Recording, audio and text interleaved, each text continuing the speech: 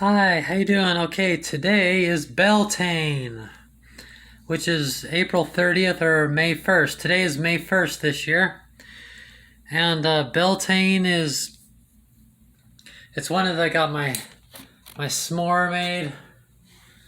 Got a candle lit and some incense burning. Ready to recognize the sun hasn't even gone down yet. I don't think it really matters. Because really what you're celebrating is the sun. Like it's yesterday and today it was like in the 70s, and it's been in like the 40s and 50s just a week or two ago. So it's not summer equinox, but it's something different. There's something really different at Beltane and post Beltane. It's a time of the marriage of Mother Nature and the god of the greenwood, the beginning of the planting cycle, and it's for blessings of a bountiful harvest. So it's it means winter's done and we're going to start planting plants and harvesting and growing crops and harvesting and starting the whole cycle of plants and farming and all that. So it's the beginning of all that. So it's a big deal. So I'm gonna read from this book, the 21 Lessons of Merlin, which is about the true Merlin. There he is teaching the young one day King Arthur about the old ways. And this is about there's 21 lessons about the lesson that's about Beltane from Merlin. Okay, in this story the story is that Merlin got permission from the abbot that they could go on a special expedition of several days' length to the south of Wales for this special moment. But Merlin didn't know yet what Beltane was or about it. So I'll just kind of jump right into it in the middle of the chapter. "We will not eat here," Merlin said while mounting, "for tonight is a special occasion. This eve we will dine in the company of fellow druids who are gathering to await us even as I speak. Come, it is not much further now." And we were off again into the dusk. I had just begun to wonder if the special occasion Merlin spoke of could possibly be on account of my birthday when he spoke up. "Think not, young Arthur, that you are born on just any ordinary day. Know that the first day of May marks a festival of great importance for all who follow the old religion and its ways. We call this day Beltane, which means fire of God. And upon the close of this day and no other, Belinus, High Lord of the Sun, renews his gift of need fire to the Earth Mother. We who keep the ancient wisdoms do our part by kindling great fires of our own all through the night, as you will soon see. Before long we will witness such a happening on the holy Vale of Avalon, from atop the stronghold which has remained sacred through time to many faiths, including your own. Behold, it comes upon us even now." Merlin halted our horse at the base of a huge hill or plateau, for it had steep, terraced sides and a flat headland. Looking up and across, I could make out the ruins of many large buildings against the skyline as we began our climb up to the top, via a wide footpath carved directly to the summit. Nearing our goal, I noted that the plateau was enclosed by a continuous stone wall, a little taller than I stood, broken and crumbling in places. There was one main entrance or rampart which must have provided the sole means of entry into the city long ago. It was here that we were met by a solemn delegation of white-robed druids who greeted us with mysterious words and gestures. After a while, we were led through a narrow tunnel, lined all in smooth gray stone and dug directly into the uppermost one of the 3 terraces.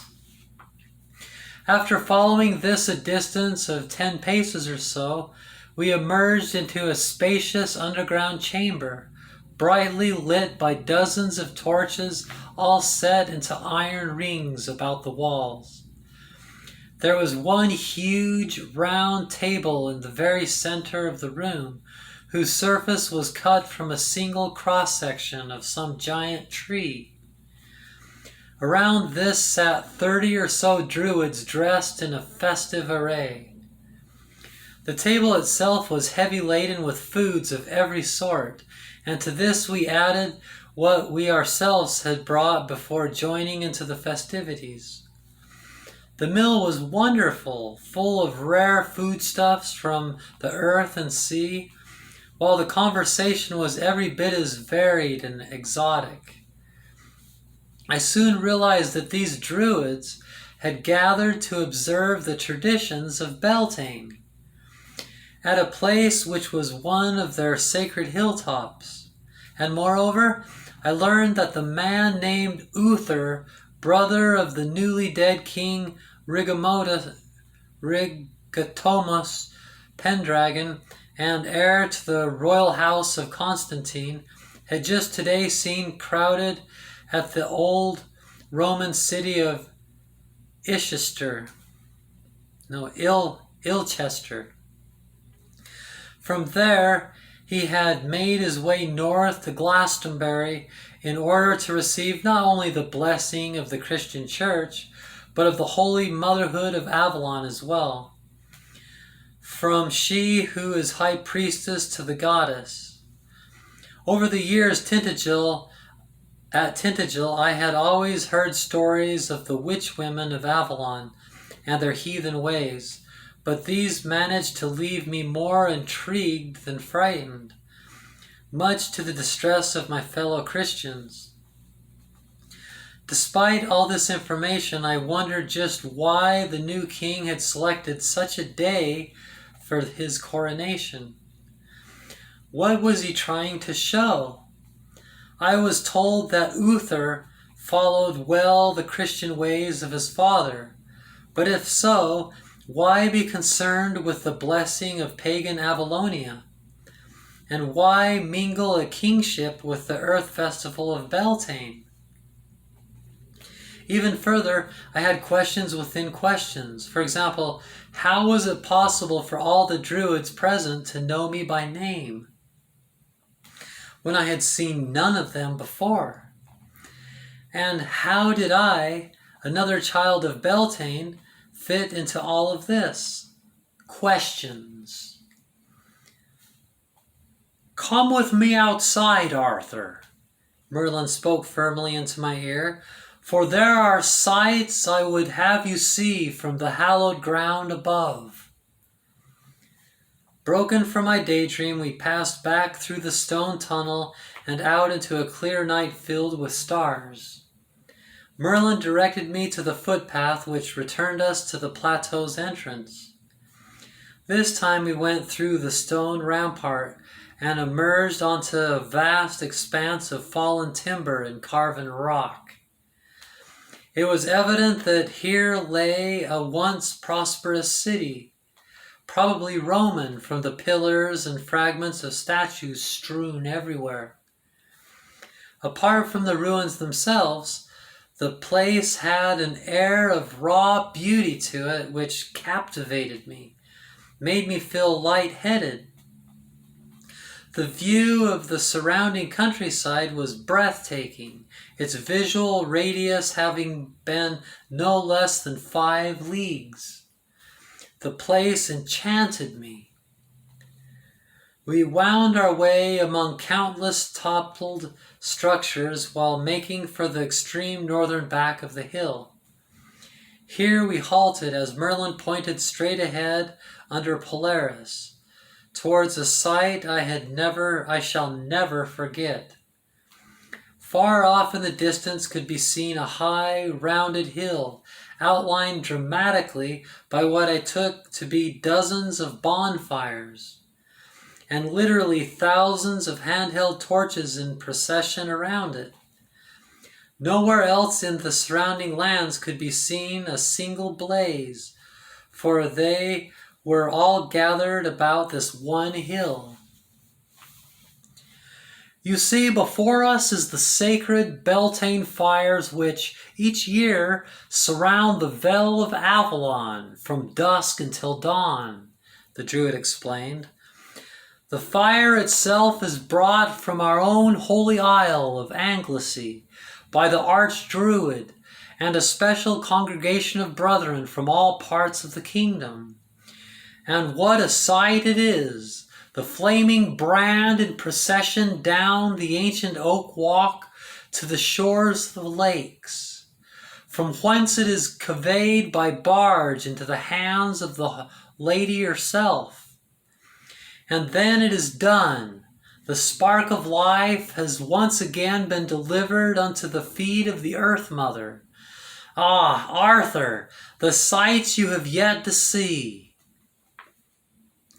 Merlin directed my attention to the very summit of Tor, about which could be seen a ring of close-knit flames outlining a great standing stone at the top.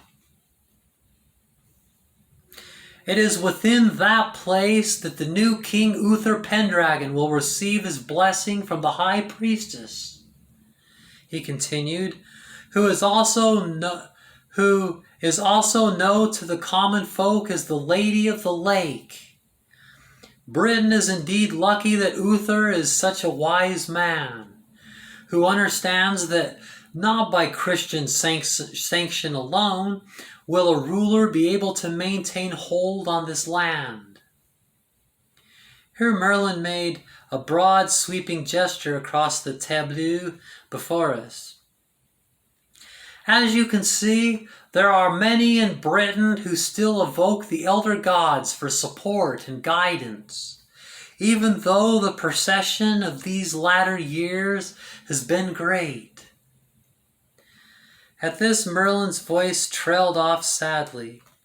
But nevertheless, we may still look to the reign of Uther and hope for the old ways and truths, which must not be allowed to pass from this world. We stood without speaking for a long time, watching the fires flicker in the distance. Most certainly it was a mystic night, a holy night, possessing an earthly sanctity which all my early years of church-going could not rival. Merlin, I said softly, if ever there was anything I could do to relieve the plight of druids, know that I would gladly give my life to accomplish it. Merlin said nothing, but a grave smile spread slowly across his face as he placed his arm around my shoulder. Then at last we returned in silence to the chamber meeting beneath the hill, where the druid and his companions talked in hushed tones far into the night. As for myself, it was not long before my eyes were drawn closed amidst the dwindling hours of Beltane. When I awoke the following morning, the cave was empty save for Merlin, who was already busy packing portions of the remaining food into a sack. After a hasty meal of dried apples and grapes, which Merlin pointed out were from Avalon, we were again on our way to that mysterious destination of which I had still seen told nothing. The hilltop looked quite different in full sunlight, but its majesty and enchantment were in no way lessened. As we continued to ride north, I watched the plateau vanish into the gentle foothills behind us. Then an obvious question dawned. Merlin, does the hill from which we ride have a name? It has been called a great many things throughout the ages, he answered, but It is said that the nearby townsmen of Camel refer to it often by the name of Camelot. Camelot, I repeated under my breath.